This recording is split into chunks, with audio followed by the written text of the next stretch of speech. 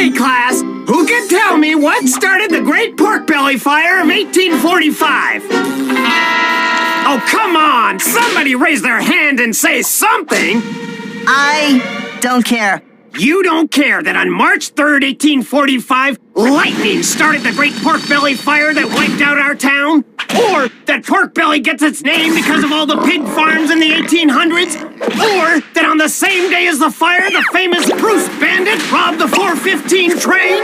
It's not that I don't care about history, it's more like I hate school. What? Johnny, everything we have is because of school. Every invention was possible because kids, like you, learned how to do it in school!